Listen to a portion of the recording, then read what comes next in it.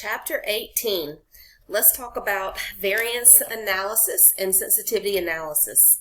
So variance is basically, I've even heard it in other videos mentioned as a disagreement with the budget.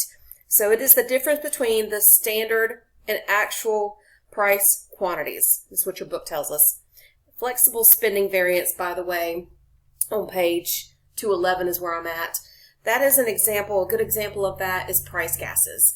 So another professor in a video mentioned that the flexible budgeting variance would be a good example is if we travel south or north, we don't really know what the gas prices are, but we guess and just hope for the best. But anyway, back to chapter 18. So 3 types of flexible budget variance. We have volume variance, which for healthcare can be related to the number of patients or the amount of reimbursement. Quantity or use variance could be the number of procedures. And then the third one, price or spending variance, that can just be very much simplified as dollars for equipment or labor. I'm not going to read everything to you. Please let me know if you have any questions about this. The book, again, this is my favorite book for this topic. And the PowerPoints are heavy right now in these chapters, but it's not simple. I don't like to use that word. Anyway, if you have any questions, please outreach me at any time. Now, don't outreach me an hour, 2 hours, or even 3, 4 hours before an assignment is due. I expect you to reach out to me days in advance, especially if you have any questions, because yeah, that's just how it works. I'm not a robot, and I'm not somebody who this is not my only job. So yeah, but let me be very clear. I am here to help you, just not last minute. So there we go. Okay, continuing on page 212, the book goes into 2 variants versus 3 variants. That's good to know. You can review it. Different names for the 3 variable cost elements down at the bottom of 213.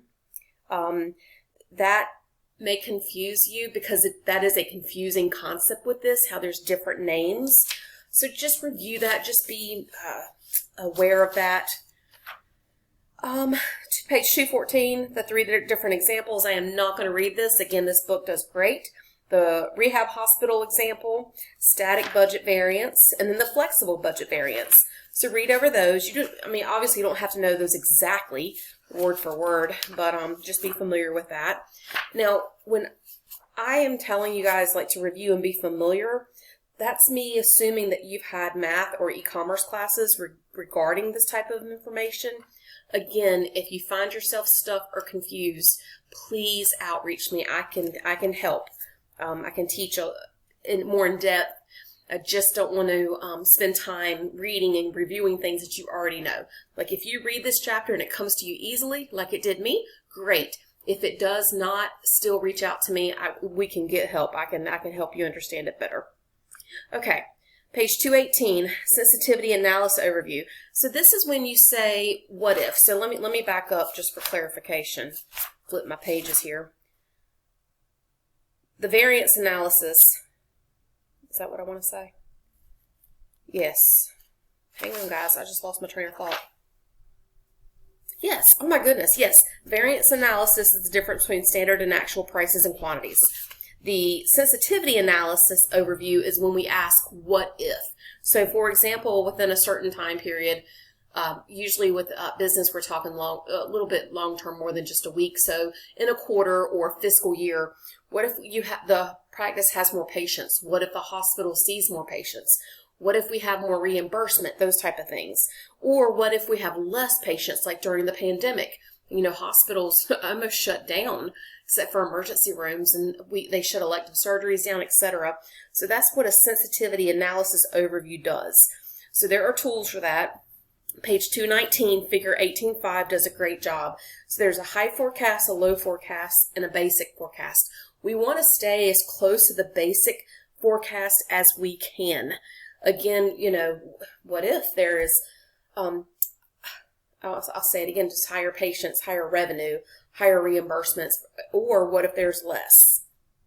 Okay, and then there's some numbers there. The target operating income, again, I think you guys have had these equations, these type of equations before. I'm not going to read it to you.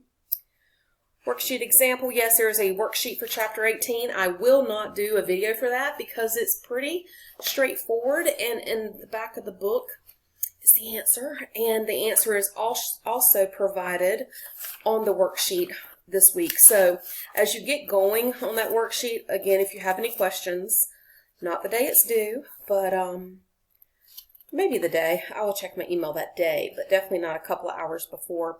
But pages 563, 564 also, I believe. The information is there with the worksheet. It's going to reference figure 18.2. Again, just let me know. I feel like this is straightforward. If you do not, once you've read the chapter, reviewed the chapter, and looked over the PowerPoint, which there's a lot of pages to that, but it really does a good job. When you're reviewing the PowerPoint, sometimes saying it out loud or reading it out loud may help. But anyway, okay, that's enough for Chapter 18. You guys have a great week.